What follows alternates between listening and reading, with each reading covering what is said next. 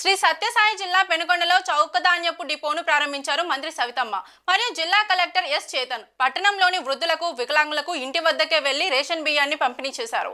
ఈ సందర్భంగా మంత్రి సవిత మాట్లాడుతూ నందమూరి తారక రామారావు కూడు గూడు అనే నినాదంతో పేదలకు రేషన్ బియ్యాన్ని పంపిణీ చేసే కార్యక్రమాన్ని మొదలుపెట్టాడన్నారు. ₹2 రేషన్ బియ్యాన్ని పంపిణీ చేసే కార్యక్రమం తెలుగుదేశం పార్టీనే మొదలుపెట్టిందన్నారు. గత ప్రభుత్వం రేషన్ బియ్యం వాహనాలను పెట్టి పేదలకు అందకుండా బియ్యాన్ని పక్కదారి పట్టించిందని అన్నారు.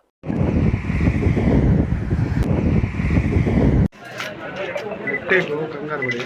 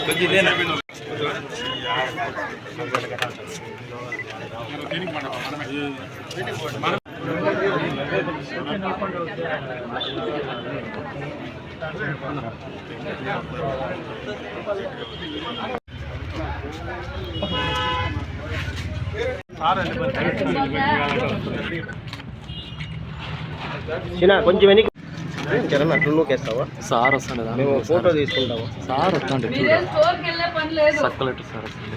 ఇంటి దగ్గరకే డీలర్ తెచ్చిస్తారు. ఇలాంటి వాళ్ళు స్వయాన వెళ్ళి మీరు డీలర్లు ఇచ్చిరండి అని చెప్పారు. మీరు ఇంటి దగ్గరకే తెచ్చిస్తారు.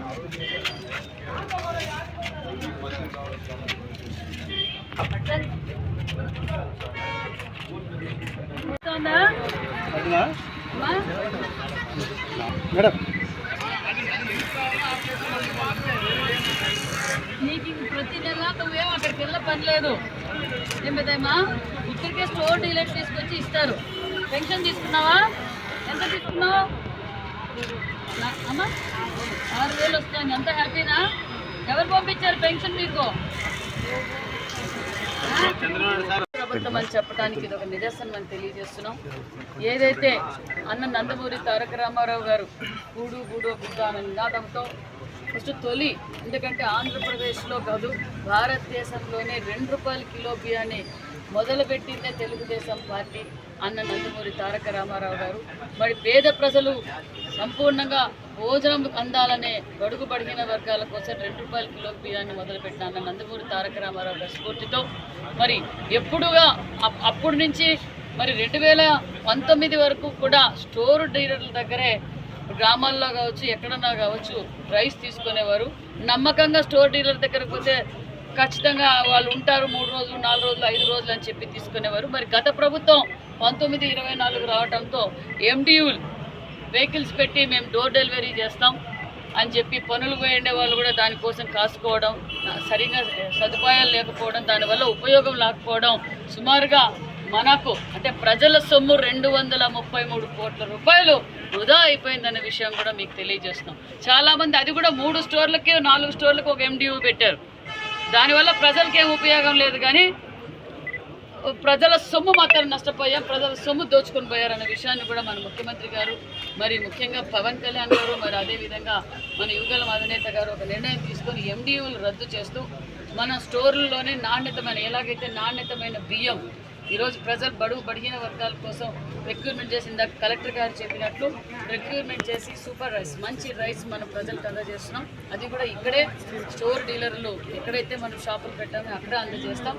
ఎవరైతే వికలాంగులు, వృద్ధులు ఉంటారో అంటే సింగిల్ కార్డ్ హోల్డర్ ఎవరైతే ఉంటారో వాళ్ళకి ఇంటి దగ్గరికే వెళ్ళి మనం ఇచ్చే విధంగా కూడా ఏర్పాటు చేశామనే విధంగా తెలియజేస్తూ, మరి స్టోర్ డీలర్లు ఏ విధంగా ప్రవర్తిస్తున్నారు ప్రజల దగ్గరికి ఎప్పటికప్పుడు IVRS కాల్స్ కావచ్చు, మరి ప్రజలకు అన్ని విధాలుగా అందాలన్నదే ముఖ్యమంత్రి గారి లక్ష్యం అనే విషయం కూడా తెలియజేస్తూ, మరి ఈరోజు మన పెనుగొండ నియోజకవర్గ హెడ్ క్వార్టర్స్లో నేను కలెక్టర్ గారు ఓపెన్ చేశామనే విషయం కూడా మీకు తెలియజేస్తున్నాను.